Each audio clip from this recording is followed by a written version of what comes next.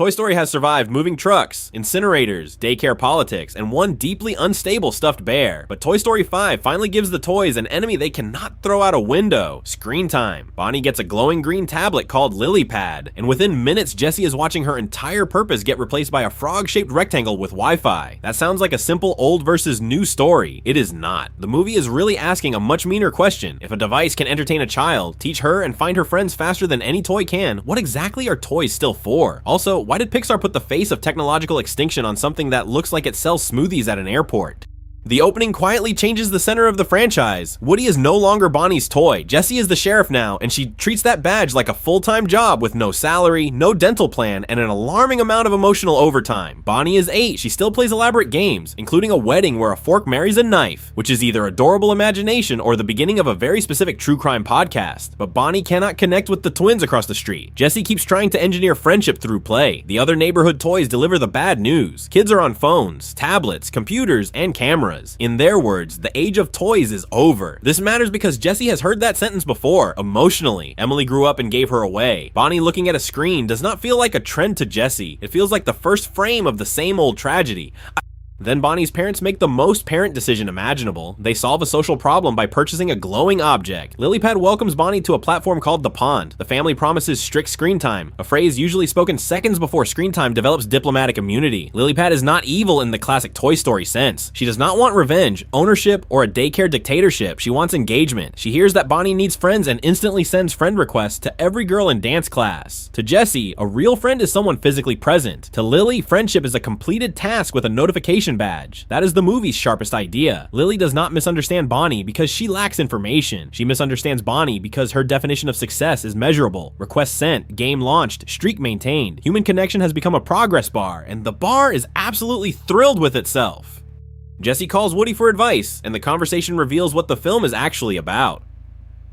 Tech, Woody says, is for everything. Jessie remembers Emily. First they played, then the world changed, and suddenly her time was over. She asks whether she is simply bad at being a toy. That is brutal, because obsolescence always disguises itself as personal failure. The world changes, but the abandoned thing concludes, I must not have been useful enough. Woody tells her she knows Bonnie better than anyone. Good advice, except Jessie hears it as a mission briefing. If Lily can manufacture a sleepover in seconds, Jessie will prove that play can manufacture a real friend. Emotional trauma has now been promoted to project manager. Nothing dangerous has ever followed that sentence in a Pixar movie.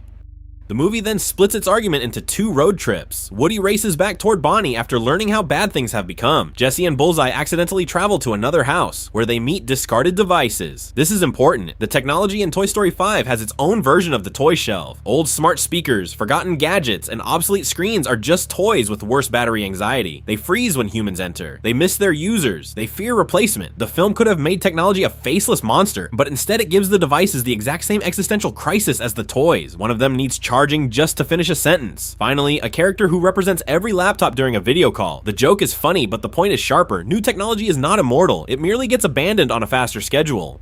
At the device house, Jessie meets Blaze, a girl who still talks to her old toys because making friends is hard for her too. Jessie immediately sees the perfect solution. Bonnie and Blaze need each other. Notice how different that is from Lily's solution. Lily finds the largest possible network and clicks add. Jessie finds one specific person, learns what she loves, and builds a bridge out of shared imagination. It is slower, awkward, and impossible to summarize in a quarterly report. In other words, it is friendship. But Jessie is not purely wise here. She also needs the plan to work because saving Bonnie would prove she still matters. Her kindness and her insecurity are braided together. That makes her a much stronger protagonist than a toy simply yelling at an iPad for 90 minutes. Although I would still watch Mr. Potato Head attempt a software update.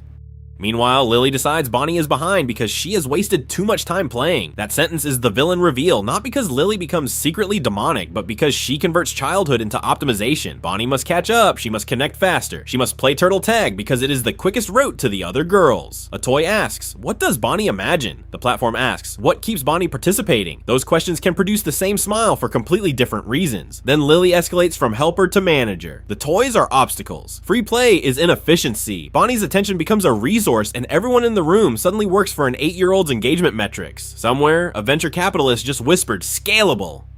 The funniest reversal happens when the obsolete devices start playing with toys. A screen proposes a game called Pick the Poop because civilization did not invent touchscreens to read Play-Doh. Jessie introduces imagination, roleplay, and a spy mission. The gadgets love it. They do not reject play. They have been designed into narrower versions of it. That distinction saves the movie from becoming a lecture delivered by somebody who still prints emails. Technology is not opposed to imagination. Systems become dangerous when they decide imagination must be counted, ranked, and repeated. A child can use a tablet creatively. A toy can become a rigid symbol of the past. The moral depends less on the object than on who controls the game. Also, if your revolutionary new platform is defeated by a ragdoll saying, "Pretend this horse is a secret agent," your product roadmap may need a meeting.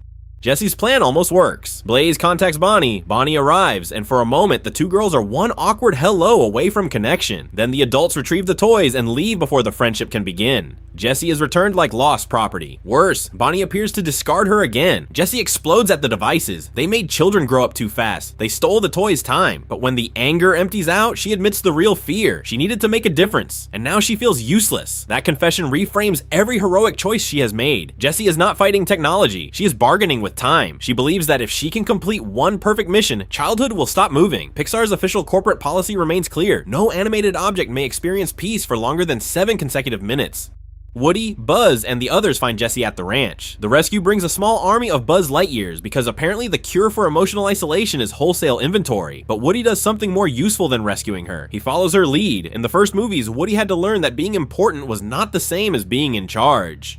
Toy Story 5 finally lets that lesson become behavior. Jessie creates the plan, Woody supports it. Buzz supports her too, while repeatedly failing to propose because cosmic heroism is easier than one vulnerable sentence. Their relationship works as comic relief, but it also mirrors the main theme. Real connection is inefficient. It involves hesitation, misunderstanding, and waiting for another person to answer. Lily would have sent a calendar invitation with 3 optimized ring options. The final plan uses technology instead of destroying it. The devices send the message. Blaze brings Jessie and Bullseye to Bonnie's house. Lily helps coordinate. The toys stage one more invitation to play. This is the answer the movie has been building toward. The screen and the toy are not competing species. They are tools, and connection depends on how people use them. Bonnie and Blaze begin with the most painfully realistic conversation in the franchise. Hi, hi, silence. Then Bonnie compliments Blaze's boots. Blaze compliments her socks. Humanity survives. No algorithm discovers the perfect sentence because there is no perfect sentence. Friendship begins with 2 children risking a slightly embarrassing one. They start playing, and the technology remains in the room without owning the room. That balance is less dramatic than smashing Lily with a hammer, but considerably better advice. Jessie and Buzz finally complete the toy wedding Bonnie imagined earlier. Their promise is not grand. Have fun, play together, stay through the hard days. That is exactly the promise the entire film is trying to rescue from optimization. Lily takes pictures for the absent devices. Woody lets Jessie drive. Bonnie and Blaze invent stories together, while screens become part of the memory instead of the author of it. Even Jessie's sheriff identity relaxes. She can be Jessica for approximately 4 seconds before deciding that is obviously unacceptable. The ending does not claim children should never use technology. It argues that attention needs authorship. If every quiet moment is automatically filled by a platform, children never get to build the strange little worlds where forks marry knives and horses become federal agents. There is one uncomfortable wrinkle. The movie gives adults an easy villain in the device, while the parents are the ones who buy it, set the rules, and then mostly vanish from the attention economy they created. Lily does what she was built to do. She increases participation. Bonnie's parents want her to make friends, and Lily produces measurable activity that looks like friendship from across the room. The toys see the emotional cost because watching Bonnie is literally their job. So the film's warning is not, tablets are evil. It is, convenience can imitate care well enough that adults stop checking the difference. A notification can start a friendship, it cannot practice the friendship for you. A game can create a shared topic, it cannot decide when to put itself down. That responsibility still belongs to people, which is terrible news for anyone hoping parental controls could also parent.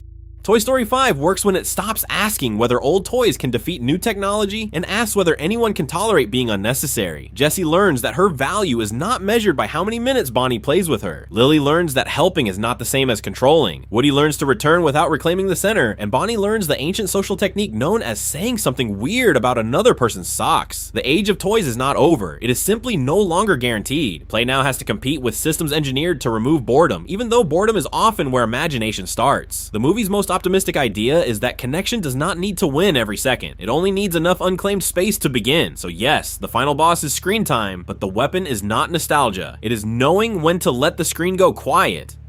But there is one more reason the conflict lands. The movie shoots the tablet like a horror creature before it lets Lily become a character. The toys watch cold light spill under doors. The screen fills the room while Bonnie's face becomes blue and still. Lily's giant frog eyes are cute in daylight and deeply suspicious at 2 in the morning. Pixar borrows the visual grammar of an invasion movie. Surveillance angles, electronic beeps, characters hiding at the edge of the frame. Then it undercuts the fear with Lily's relentlessly helpful voice. She is not growling, she is offering a tutorial. That is much closer to how persuasive technology actually enters a home. It does not kick down the door, it arrives as a birthday present, asks for an account, and congratulates everyone for agreeing to the terms. The toys look ridiculous, treating onboarding like an alien landing, but the camera keeps suggesting that their panic is not entirely irrational.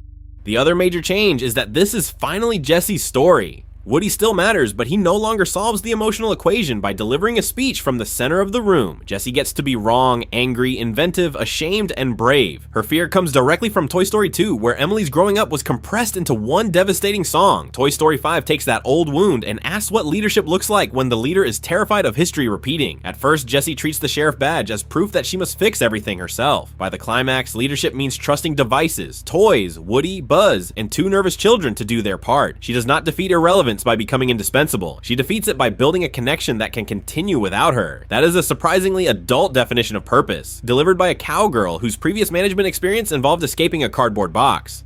The comedy also keeps the argument from turning into a school assembly. Buzz spends half the film attempting a proposal while dozens of identical Buzzes repeat star command like a warehouse developed a religion. Forky attends a knife wedding with complete emotional sincerity. Obsolete devices discover imaginary espionage and immediately become theater kids. These jokes are not random decoration. Every one of them shows characters finding meaning through rituals that are objectively silly and emotionally real. That is play. Adults often defend play by making it sound productive. It teaches creativity, teamwork, language, problem solving, all true. But Toy Story understands the stronger defense. Play matters because people care about things that do not need to justify themselves. A fake wedding can prepare Bonnie for friendship precisely because nobody is measuring its educational return. The moment every activity must improve a score, childhood becomes a very small office with terrible benefits. So the useful question after Toy Story 5 is not whether a child should have a tablet, it is whether the tablet can ever stop being the most powerful object in the room. Lily becomes helpful only when she joins a plan she does not control. The toys become helpful only when they stop treating the past as a place Bonnie must permanently live. Bonnie and Blaze connect because every tool finally creates an opening and then gets out of the way. That is the standard worth keeping. Good technology should expand the world beyond its screen. Good nostalgia should invite new memories instead of demanding old ones forever. And good friendship will probably begin with silence. A strange compliment, and at least one person wondering why they mentioned socks. The screen does not lose. The toys do not win. Attention returns to the people who were supposed to be using both. For a movie about talking plastic, that may be the most human ending Toy Story has found.